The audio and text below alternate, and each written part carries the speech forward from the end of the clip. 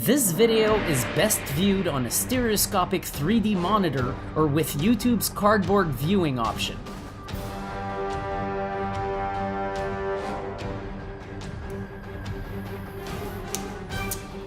Hi there, welcome to Stereo 3D Productions. I'm almost ready to make this video, but before I go ahead, I need to make a modification to this chair so that I can buckle the fuck up for Elite Dangerous. So, I'll see you in a second. Okay, phew. Now, I have welded a seatbelt to this chair using a culinary torch and a really random wok spatula. That was totally real, by the way. And I gotta tell you, I feel 100 times safer. We are now ready to embark on the adventure that is Elite Dangerous. Now, I need to point something out. This will not be my usual approach to a first impressions video.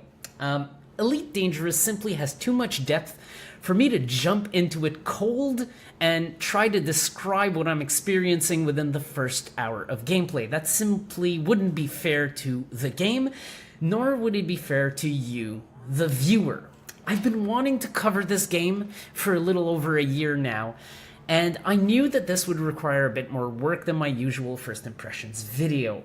So I went ahead and put aside about 6 to 7 hours of my personal time this week to play this game, get my head around the very basics. Now, I'm still in that first impressions phase, except I'm just not totally clueless anymore. I kind of know what I have to do at the very base.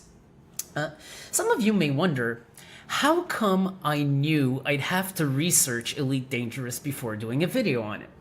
Well, I happen to have a little bit of history with this game dating back to 2014. Before the game was on Steam, heck, before the game even released, I purchased some pre-release content on the Frontiers website.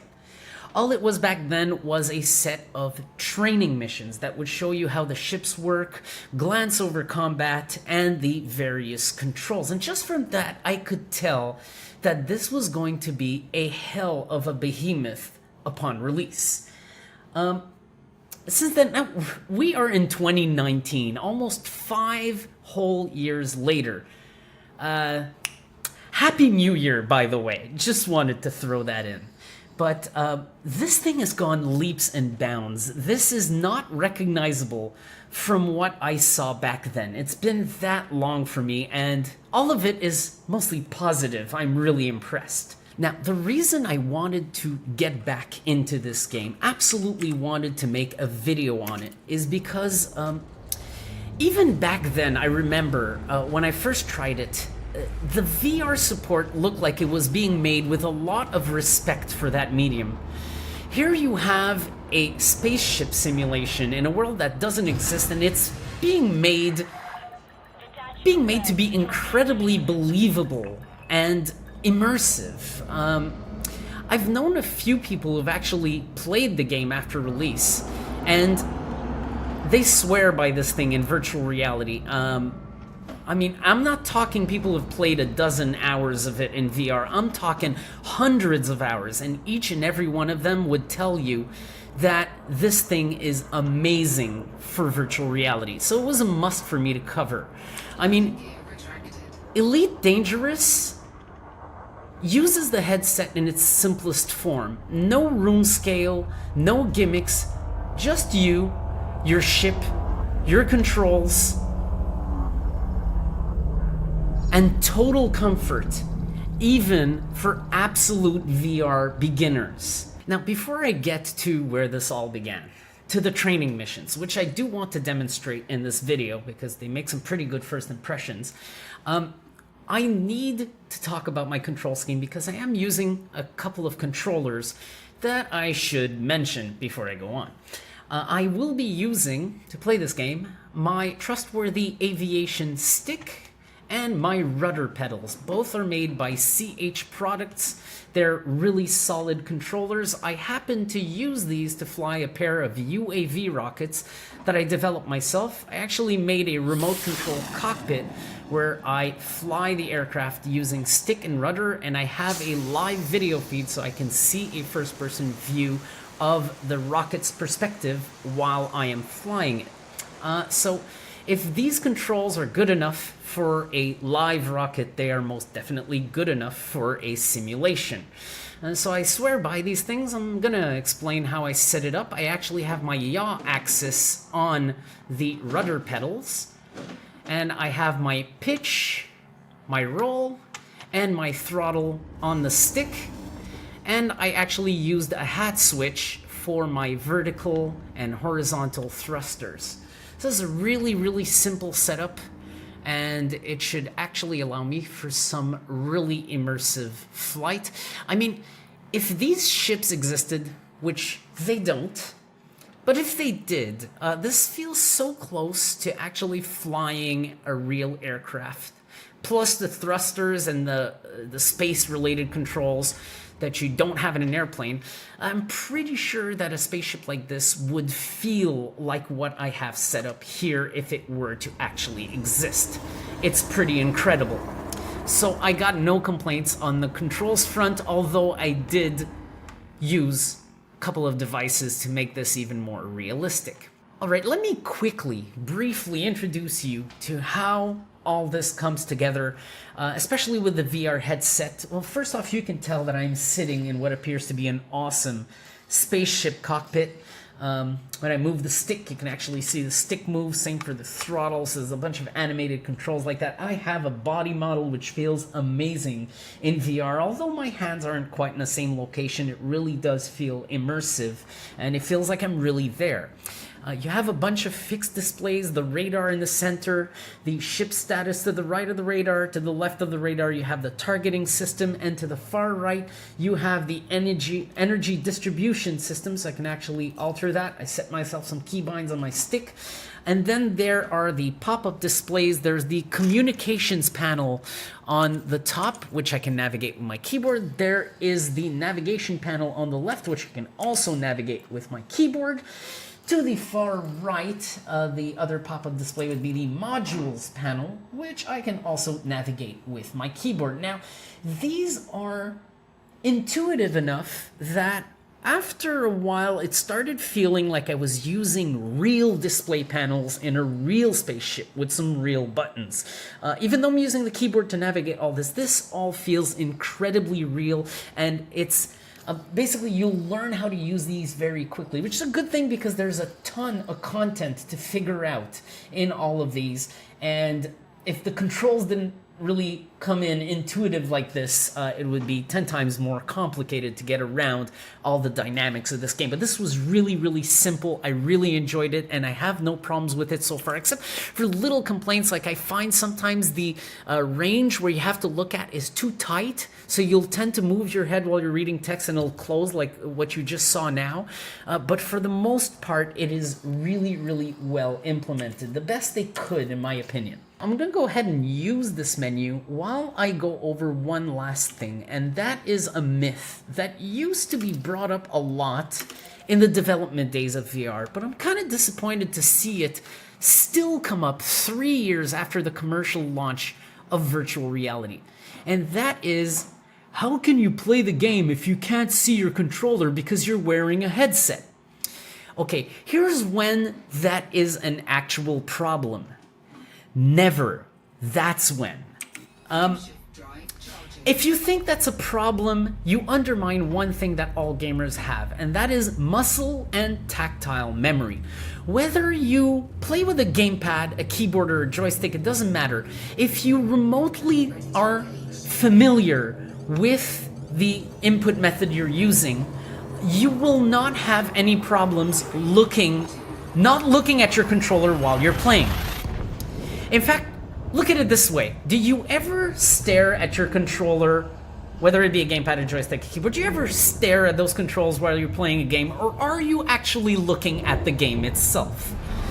See, to me, that myth does not make much sense, and it really bothers me, and I just want to debunk it one more time and just explain to everybody that it does not exist. It is very well a myth and nothing more. Wearing a headset, not seeing your controls will not stop you from playing any game whatsoever. Alright, it's time to go back to where all this began. However, I want to not ignore something before I proceed. Sometimes I talk about having a good title screen in VR. This is what I'm talking about. This looks freaking awesome. The hangar, the ship, the fog coming down from the ceiling. This looks absolutely awesome. I mean, there's not much in terms of logo, but come on. Everything else is perfect for VR. This is highly welcoming. Now, going back to where all this began, the training missions. It's been so long since I've last been in those that they've completely changed. I was really impressed when I opened this. Now I'm going to do this entire list except advanced combat training. Reason being is I am having problems with advanced combat training. I keep getting my ass handed to me. I'm not doing very good. I'm a bad trainee. The other 4 items I am very good with. So let's get right into it. We're gonna learn all the basics together. At least if you don't know anything about this game, you will after I go through a few of these. So basic flight training. Anybody in there? Hey, pilot, do you read me? Yes. You look like you got yourself in a fix. Your ship's so dead in the water, I almost mistook it for one of these asteroids. Let me launch a repair drone, see if I can't get that crate back online. Lucky I showed up when I did. You wouldn't last long out here in your current predicament.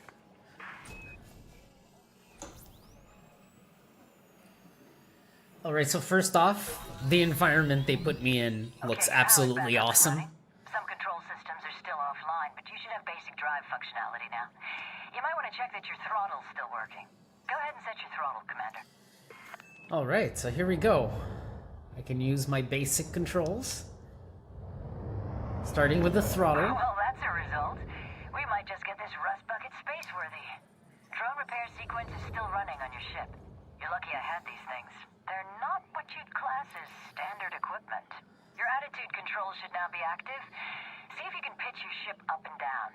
Give it a go. So this is the pitch with my stick, just like the throttle. Okay, you should be able to give it a try now. Spin your ship on its central axis using your roll controls. Alright, so I got that also on a stick axis. One final axis of control and you should be good to go. Yaw is back online now. Why don't you try pivoting your ship from side to side? Okay, and by the way, I gotta mention something. I got a secondary camera for this video showing my rudder inputs. I thought this would be really relevant, so here we go. This is the yaw input. That's it, Commander. It would appear you have a semi-operational sidewinder on your hands. I wouldn't take any chances, though, so you best get that ship into dock for repairs. There's an outpost nearby. See if you can make it there. I guess now might be a good time to introduce myself. My name's Blaine. I'm something of a freelancer in these parts. You know, this could be a lucky break for both of us. I've been looking for a business partner. Someone to help me with potentially lucrative ventures. And you need someone to take you under their wing. Show you the ropes, so to speak. I have to say, it's not often I help out strangers like this. So I think you owe me one. The least you can do is buy me a Levy and brandy. I'll see you at the outpost, Commander. This is really cool with all the asteroids around me and everything. So, it's kind of like flying a plane, but it's a spaceship, so there's a bit more controls than that. I do think the thrusters are online, so I can move it up and down, kind of like in a 6 Degrees of Freedom game, but not quite. In fact, I have tried the mouse and keyboard controls for this game, and I really did not like them. So I thought it would be a good idea to try with the joystick and rudders, and that's where I found out that I really like this control model. You need some specialized controllers. I think even a gamepad would be more enjoyable than the keyboard in this case. Mostly because I don't like the way they interpret mouse input. Basically, you move the mouse, and when it's off-center, it starts rolling or pitching your ship, which I don't think is a good idea. I much prefer something like Descent, where as you swipe, it actually inputs. You don't have to recenter your mouse constantly. But when it comes to like flight controls with actual flight controllers, this is absolutely amazing, and it's basically aviation plus thrusters. You gotta get your mindset off aviation a little bit if you want to fly correctly. In fact, that's what I think I'm doing wrong in the advanced combat training, by the way. Just wanted to mention that. So I've just completed the basic flight training. It's very easy. It just lets you discover all the controls without rushing through it, which is what would happen if you were to go in the main game and try to learn everything from there. Alright, the next step in the training missions is docking and travel training. Now, I gotta say, this one is the one that impressed me the most out of all 5, because there was absolutely nothing remotely like it in 2014. I can't say the same for the other 4. There was combat, there was cargo, there was some basic flight training, but I had not seen any of the space stations they planned for the game, nor did I see docking and the whole travel and warp system. So all this really impressed me when I tried it this week, because it was my real first time getting into it. So I'm gonna take a look at that with you, because I think it's really impressive and does demonstrate what you'll be doing a lot in this game. Alright, so step 1, this is absolutely amazing. If you haven't seen any of the space stations in Elite Dangerous, and you end up sitting here in virtual reality, your first reaction is like, whoa, this is really cool. This is a lot more than I remembered I seen in 2014. It really blew me away. So check this out. I'm gonna hit return to surface like she just told me, and that's gonna start a whole bunch of animations to get me out of the station, and they're really, really impressive. There's a sort of lift that picks me up and just lifts me into the main station, and then I'm actually going to have to manually fly out of here. Like I said, I had not seen any of this in the 2014 training missions. Okay, you're ready to launch. Take her out, Commander. Alright, so select launch for takeoff. Go ahead and do that. You can use your vertical thrusters to clear the landing pad. By the way, try not to end up as wall decoration on your way out. Wall decoration. Okay, so I'm gonna do as she says. I'm gonna use my vertical thrusters, which is mapped on my joystick's hat switch. I'm just gonna go straight up and just make sure my path is clear, which sometimes it may not be, so you want to keep an eye on that. So I'm just gonna steadily move straight up, align myself up with the center of that door, and then I'll start flying forward. So I'm just using thrusters for starters. I'll rotate my ship to match that door's orientation and start giving some throttle to get out. So this is really impressive, and as you get used to it, you'll start to do your station entrances and exits in absolute style. You start getting the hang of it, so you start going faster and faster, and it starts looking really cool.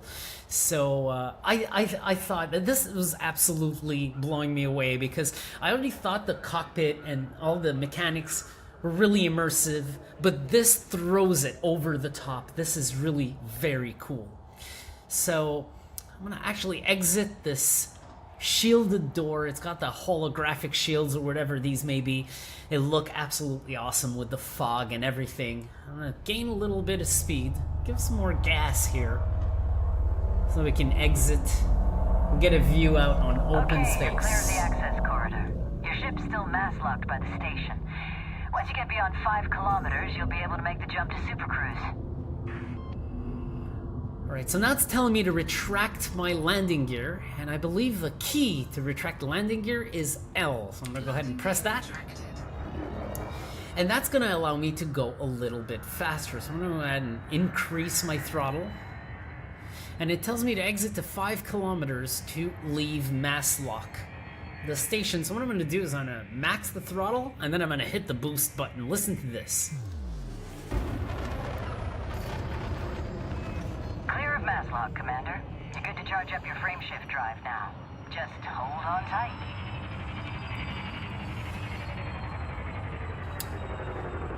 You hold on tight one moment, ma'am. Before I charge the frameshift drive, I just want to make a mention about how the sound is incredible in this game. The engine sounds, when you hit the boost, it sounds like there is nuclear fuel burning right behind your ass. And that just adds the virtual reality. Another thing I wanted to do before I leave is just turn around and take a look at the station I just came out of. Because we're going to start getting some cool sights during these missions. And this is one of them, in my opinion. It looks really nice there. So I could actually go back there, return to the dock. I will not. I'll actually go ahead and follow my instructions here so our training missions don't take forever.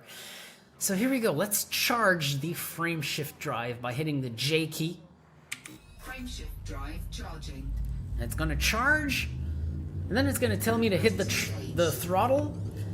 And here comes the countdown. 4, 3, 2, 1, engage.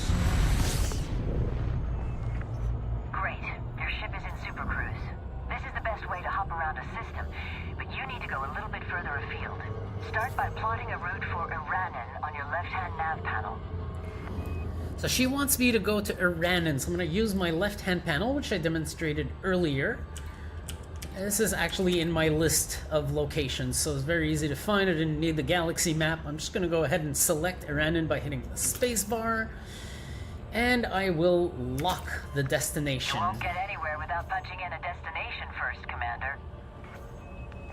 Right. Now that your target is locked in, you're clear to make the jump to hyperspace. Point your ship at the target and charge up your FSD.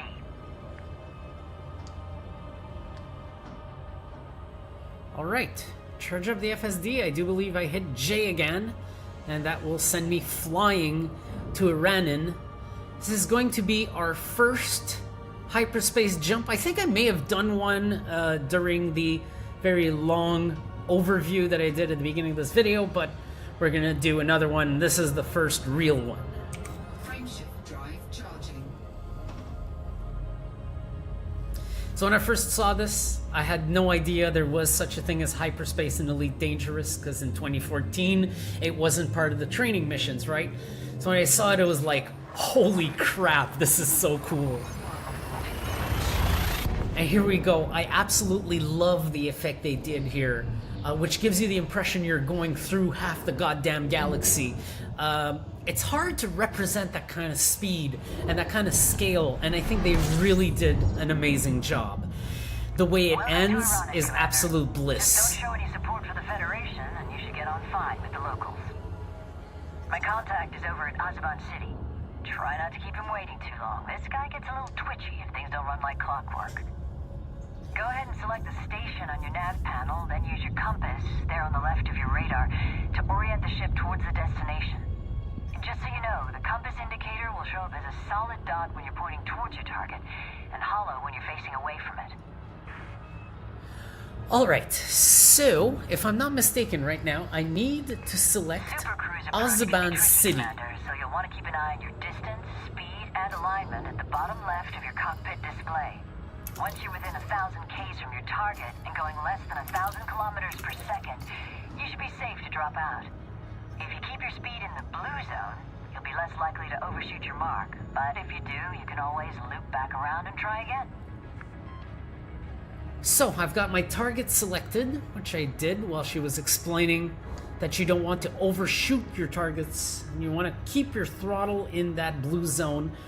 Approaching a destination in Super Cruise is an act of fine balance, basically. You want to go fast enough that it doesn't take 30 years to get there, but you also want to go slow enough that you don't completely overshoot your target. And you need to go slow enough so that the safe disengage can activate. I'm going to demonstrate this to you. As you can see right now, my ETA is reducing very quickly as I approach this target, but I don't want it to go down too quickly. I want to slow down at the last second. So best way to go about this is to have the time going down, but not going down so fast, because you'll notice that suddenly when you approach the object, it flies right past you because you're going way too fast. So, like I said, an act of fine balance between going fast, getting there in the least amount of time possible, but not going so fast as to overshoot completely. So Azaban City is the name of our destination. I'm already throttling back here, preemptively so, just to make sure I don't completely miss the target. It's no big deal. If you miss the target, just turn around and try again, like she said, right? But just for the sake of this being a tutorial mission, I'd like to get it correctly the first time around. So of course it's up to you to point the ship in the correct direction. This is not automatically oriented like the hyperdrive. This is really just you flying around, but at an incredibly high speed. I'm gonna slightly increase my throttle here gently so the time can start going down a little bit, because I think I'm getting real close to having this safe disengage show up. I believe the key to disengage by default is J, so I'm actually gonna get my finger on it nice and ready to go. So here we go, Azaban City.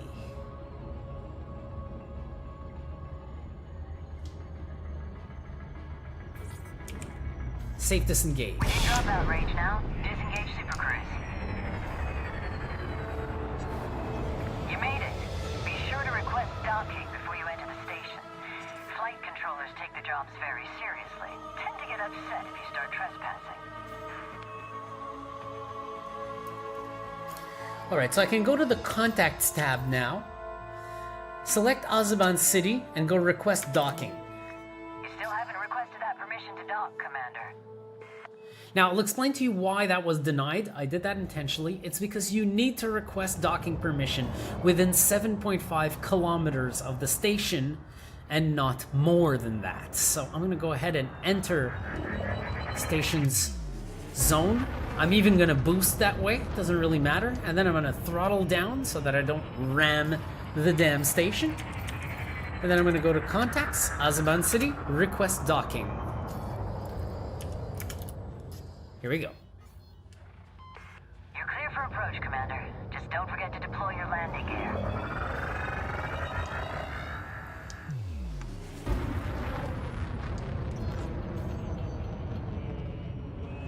You won't be putting that ship on the deck without your landing gear.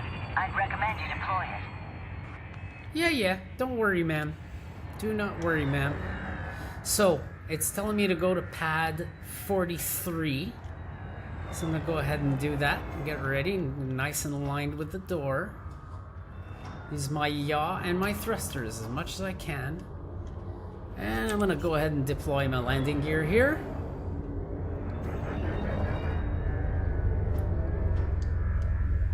Landing gear deployed. And Careful passing through the access corridor, Commander. And try to avoid head-on collisions with exiting ships. That cargo needs to get there in one piece. here we go. Good. You're in. You'll want to regulate your speed as you approach the landing pad. Oh, and pay attention to the docking assistance display.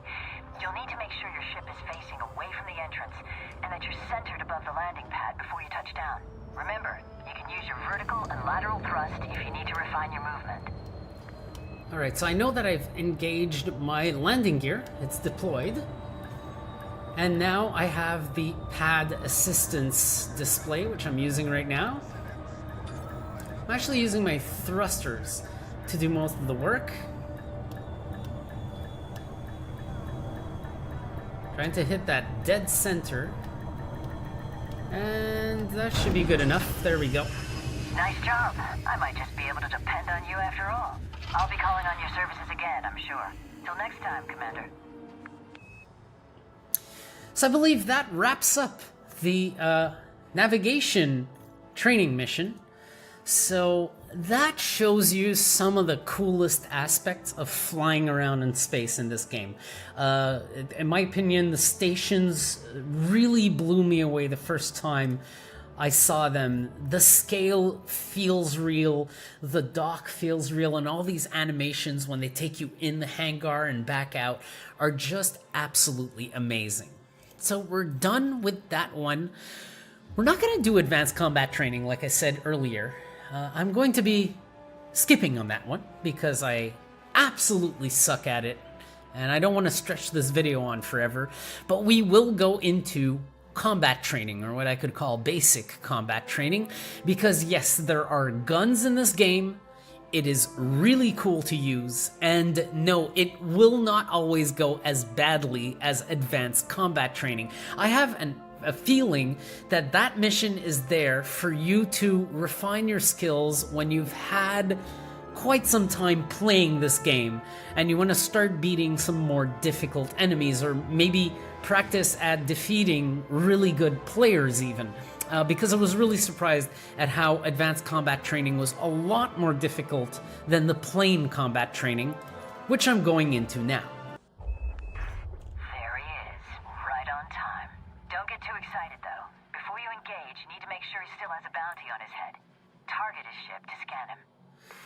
Alright, so I programmed the key just for that on my joystick, so I go ahead and point at that target, I hit that button, and voila, that actually targets the ship. So I'm going to give some throttle. The more you wait, the more you lose the element of surprise, Commander. Right, he's definitely your mark. Time to deploy your hard points, Commander. So you hit U to deploy your hard points, which does a cool little animation bringing out the guns. And now I can go ahead and fire on the target. I'm going to go ahead and expedite here. Your little friend here has a combat rank of harmless. Seems to have left the hangar without any shields, so you should be able to make light work of him. Alright, so I'm going to keep my speed, my throttle, in that blue range you see there.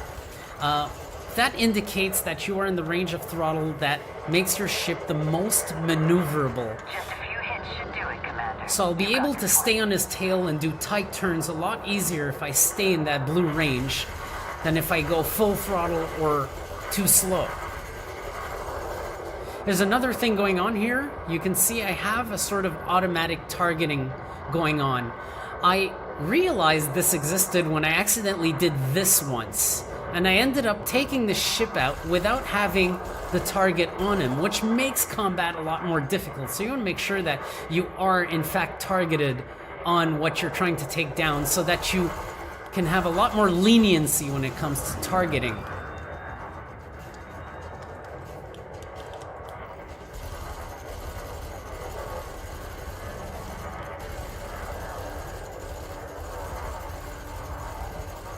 And should be coming down in not too long. There we go.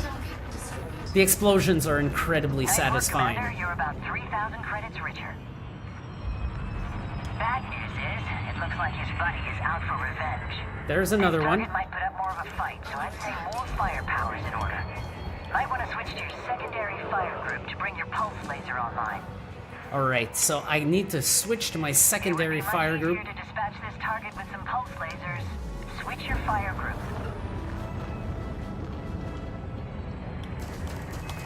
To really gain the upper hand in combat, use the ship's power distribution to its full potential. Shifting the power between systems, engines, and weapons will mean you have power where you need it, when you need it. This target won't put up much of a fight, so I suggest you put full pips to weapons.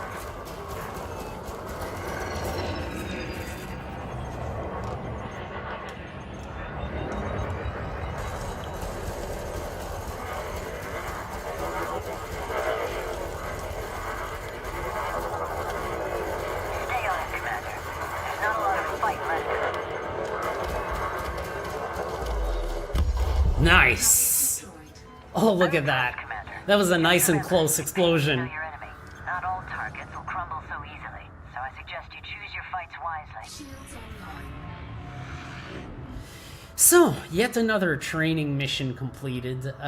This was really cool, actually. I forgot that the second enemy in it was not that easy. They don't give it to you. It's a lot easier than the advanced combat training, where you'll probably get your ass handed to you the first time you try it. But there's a little fight in that second enemy. It gets harder than the first one, is what I'm trying to say, because they do want you to use two guns, and they want you to manage that, so they make it flee a little more effectively, and they obviously make it fire back, which is pretty awesome. So let's go back to the training missions. We have one more to go. This one might be a little bit lackluster in comparison to everything else we've gone through, but I also thought it was cool because I had not seen any of the mining mechanics when I had first tried this in 2014. Hello again, Commander. You know, Hello. being a combat pilot isn't Wow. the only way to make a living. What have you... Sometimes it's a good option to retreat to an asteroid belt for some mining. So let's get to work. If you deploy your hard points, I'll wait here and keep an eye out for any pirate activity. Sure you will. Alright, check out the animation here again. I love when you deploy hard points. Oh, okay. It looks like you've maxed out your power plant. No need to panic. Your ship has insufficient power for all your active modules. The shield generator is probably draining the most juice, so you better deactivate it by disengaging it in your modules panel. Okay, that first prompt she gave me, press 4 to open your modules panel, that's wrong. All you gotta do in VR is actually look at it. So it's the first time I'll be using this today. I'll go to modules. I'll scroll down to shield generator. Once I reach shield generator, I hit space, and then I'm free to go ahead and disable it. So I can't repair it right now, but I can uncheck it because, as it says, there isn't even sufficient power to run it. So let's go ahead and disable it, and that brings everything else back You need to online. approach one of these rocks. So pick a rock, any rock.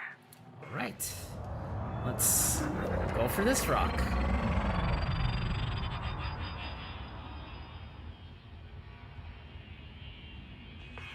Don't be overwhelmed by the options, Commander. They're all pretty much the same. All right.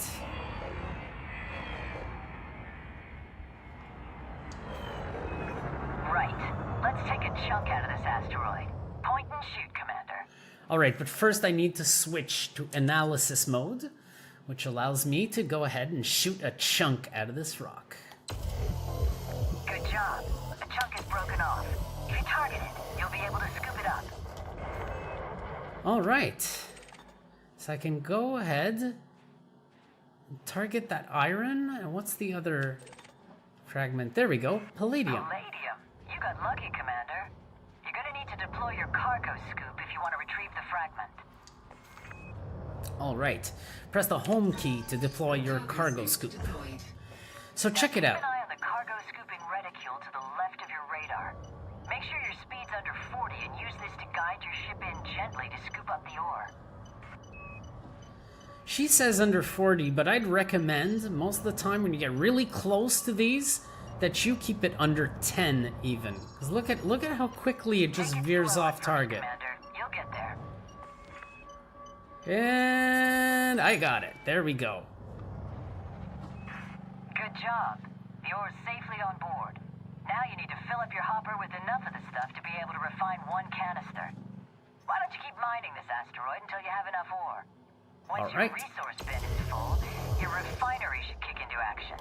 Then, you'll have a canister of pure palladium in your cargo hold. Ka-ching.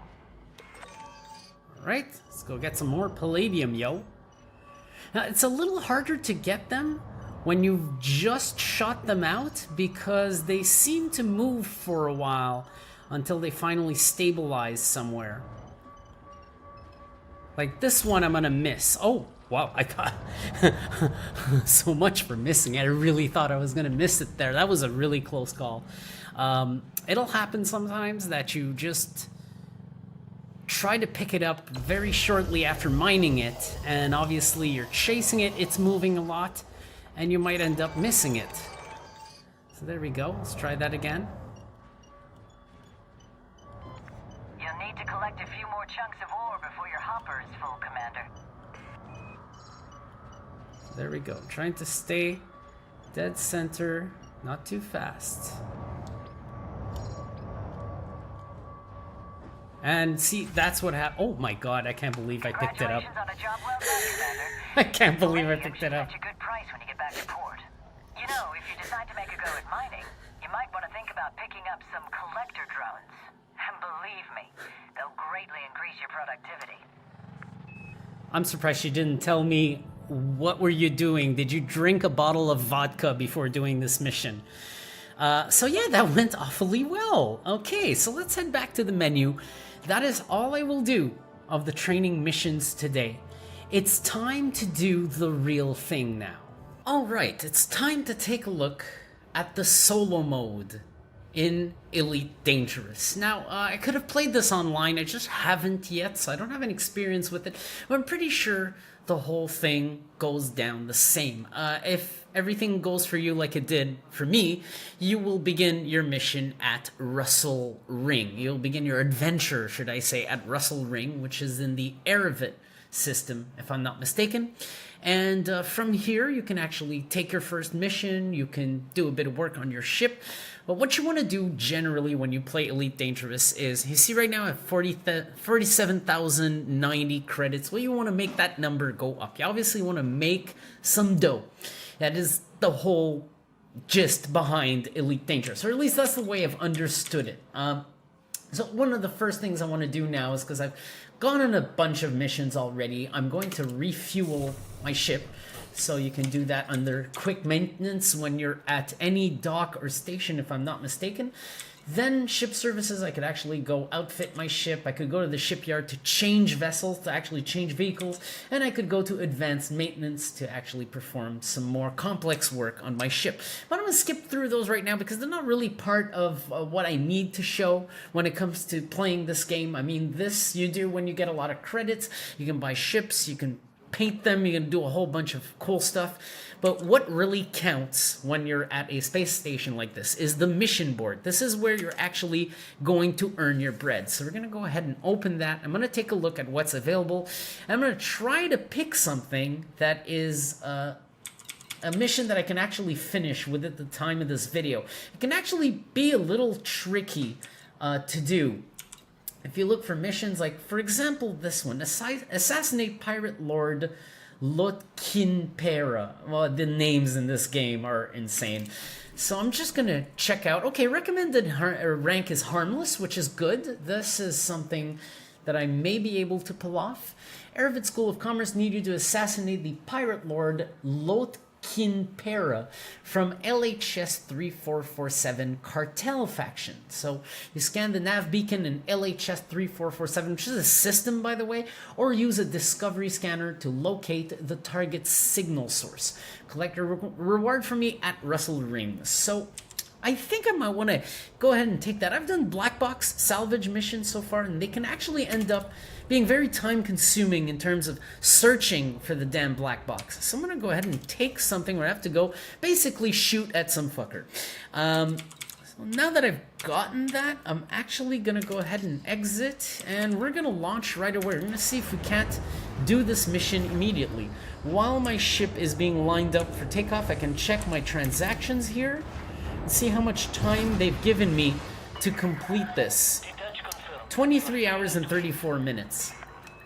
Alright, so I'm cleared to leave the station. I'll make sure that there's not too much traffic. There are 3 ships right now. 4 actually lining up for the doorway, so I have to be careful not to get in anyone's way. And while I describe that, now the 23-hour, 34-minute time that I'm being given to complete my mission is not game time, okay? If I log out of the game, that time still ticks down.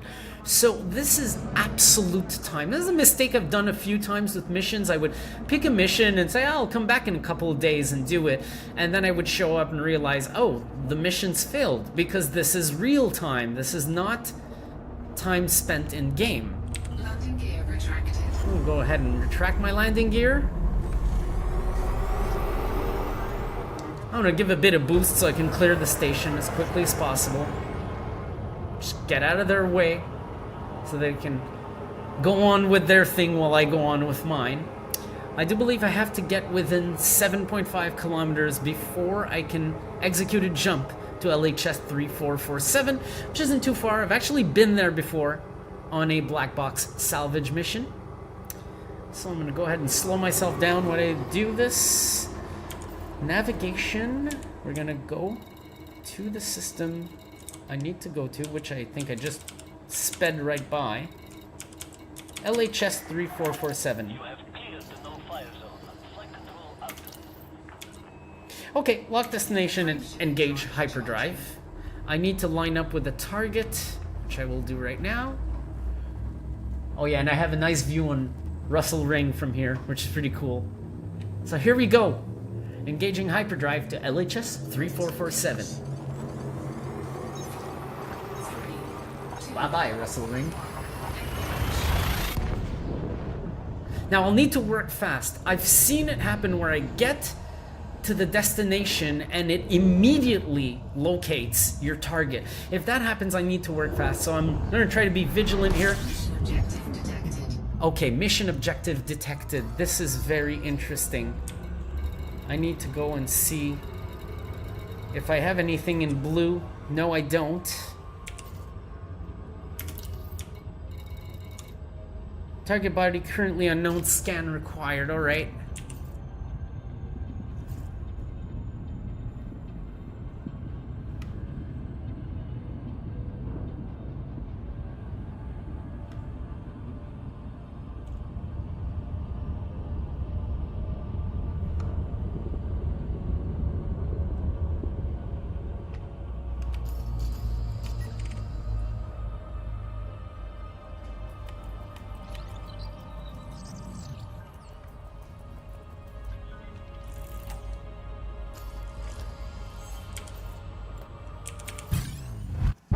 Here we go. I was looking for it, but looks like this is all gonna happen on its own. Gotta deploy my hard points. This means that the target might have found me first. Okay, that's him. Here we go.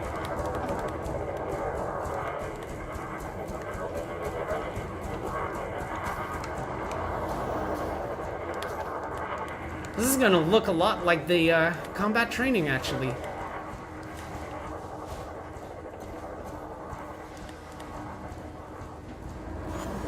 Gotta tell you, I've tried some bounty missions where this took absolutely forever to happen. Okay, now all my weapons need to cool down, so I'm just gonna stay on this guy.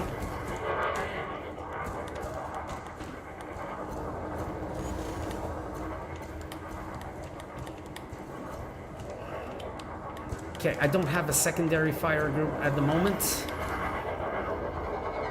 Ooh! Oh, you're flying close, are you, you little shit?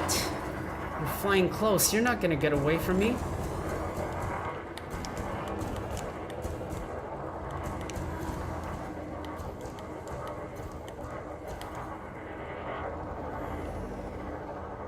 I'm gonna let my pulse lasers recharge.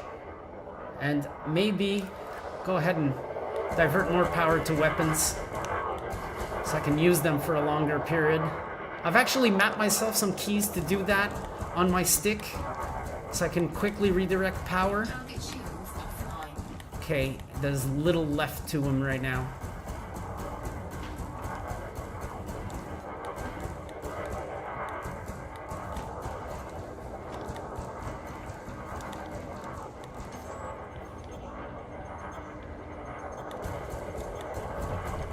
Yeah, I was expecting that.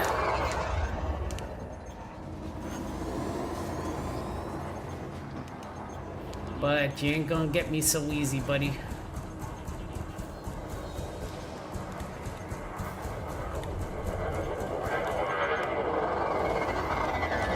Target shields online.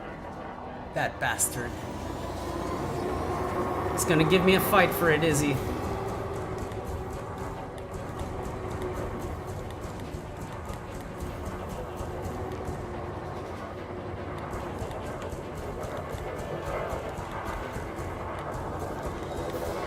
Target shields offline.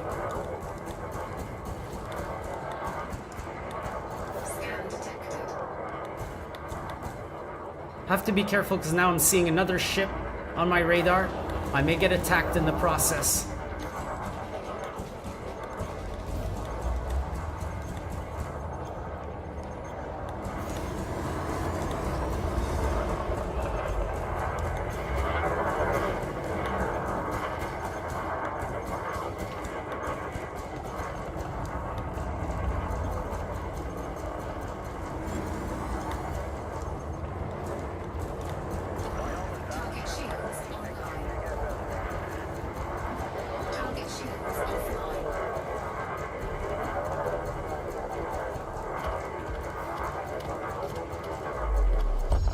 Yes! Nice! We have destroyed this fucker! Okay, I believe my objective has been updated. So right now what I want to do is get the hell out of here and go back to Erevet. And I'm going to need to disengage my hardpoints and engage hyperdrive. That was pretty exhilarating, even though the guy didn't put up much fight. His shields kept coming back online. I was wondering how long that was gonna take. That was really, really exciting right there.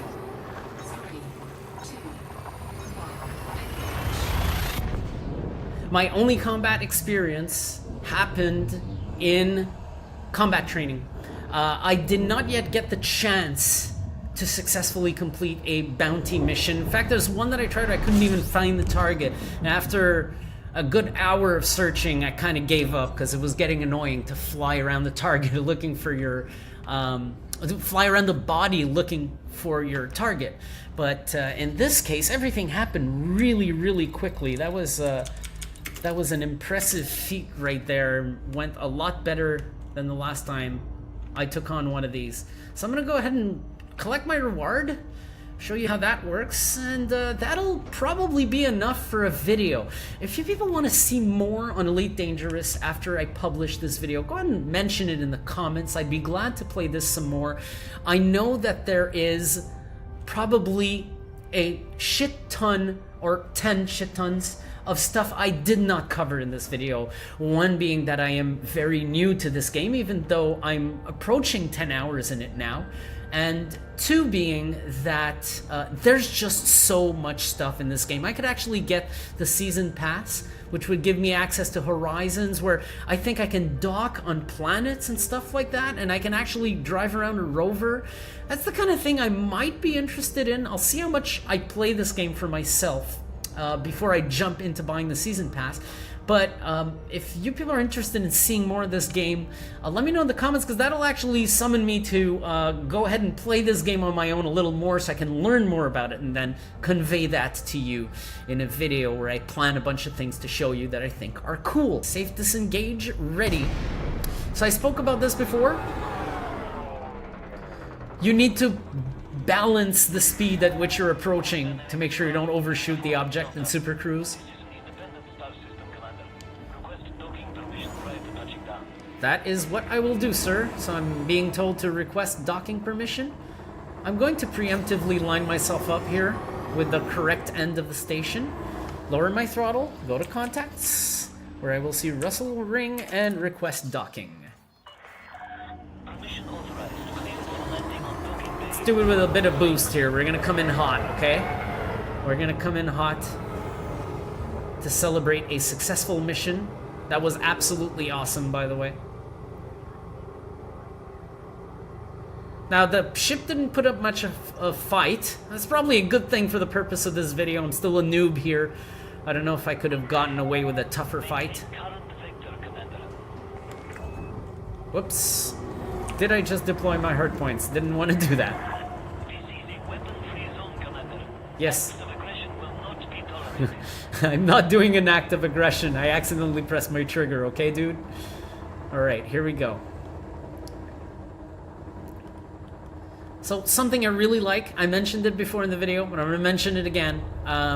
Using a stick in this game with the rudders really makes it feel like aviation. Alright, there's my... Wow. There's my dock. That is some tight docking. And I'm going to go ahead and deploy my landing gear, wait till I get the cue. There we go, that's my cue.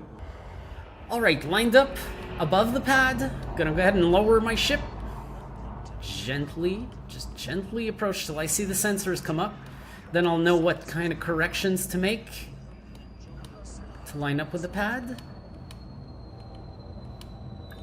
Alright, a bit left, a bit of reverse. Back to forward, gentle, gentle. Like I said earlier, I like to do these in style, so I make sure I like line up in the center. But you don't really have to. You can be very crude with it, and it's still gonna give it to you. And here we go.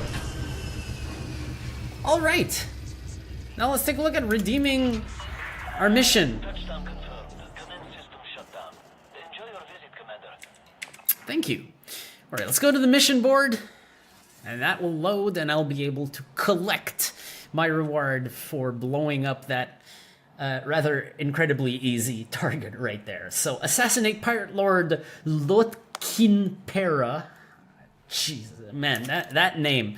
And then I have a bunch of choices for my reward. So I could get anomalous bulk scan data unit, more influence over reputation and just 10,000 credits, 31,000 credits for this one. Right now, I want money, I want reputation, I want influence, so I will choose the main reward, which just gives you a lot of credits.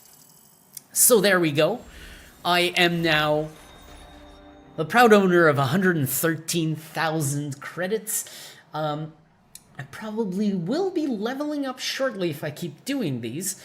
So that's basically how Elite Dangerous goes. You level up, you get some reputation and influence, so I guess at that point your missions become more important, you get a lot more money for them, and in the end you're able to install more sophisticated equipment on your vessel. In fact, you're able to change vessels and so forth. Now, this went well enough that I may have a moment to go ahead and just show you before... Okay, I'm going to make sure to refuel. And then I'll be able to show you a couple of cool things. So if I go to Shipyard, I can actually show you how this goes. Basically, you can actually buy ships from here. So the Eagle is the one I'm using right now, which I purchased just for fun. I mean, I made enough credits to buy it, so I went ahead and bought it just for fun. I can actually buy a hauler now. Go figure. If I wanted to do like cargo missions or missions that require more space. I do have a stored ship, the Sidewinder, the first one you get in the game, that I put aside because I wanted to play with the Eagle a little bit, which I just purchased. And ship transfer, not too sure what that does, if it's selling ships or anything. As you can see, I'm not completely familiar with everything in this game, but I'll probably eventually need to use this eventually. I guess this is a way to get your ship from another station. If I'm like at the other end of the damn galaxy and I need a ship that I parked here, I can use ship transfer and they're going to charge me a fee to bring it over to me. So that's it. And these are the other ships. I mean, right now I could actually buy this one. And then the Cobra Mk3 Type 6 transporter. Of course, in my case, I'll be interested in those race car-like ships, the quick ones that have a lot of firepower and so forth, because down the line, I can't do it constantly right now. I cannot take combat-only missions all the time, because I do think I'll reach a point where I'll get in actual trouble, or I'll reach a point where I just can't find the damn target, and then it finds me and blows me up. So I'll try to balance myself up until the point where I really have a ship that I am confident with, that I know enough about the game in order to find my target as quickly as possible. Then I'll start focusing on more combat-oriented missions. This reminds me of the days where I used to play TIE Fighter on the PC, Star Wars TIE Fighter. I mean, it was all combat, right? This controls similarly if you're using a joystick, so, I mean, this is a behemoth in comparison. Don't get me wrong, I'm not comparing the two directly, but I'm saying when it comes to the mechanics and the combat, it does feel similar to engage in a dogfight in this game. So I think that is amazing, because I used to love that game. So hope to be able to bring back some of that magic when I level up in this game and get a ship that has maybe more speed, more weapon power, and so forth. I do like the Eagle so far. The Eagle is a lot more maneuverable. It's got some good firepower, and also it's just basically it's a cheap purchase. You can buy it after your first 1 or 2 missions are completed.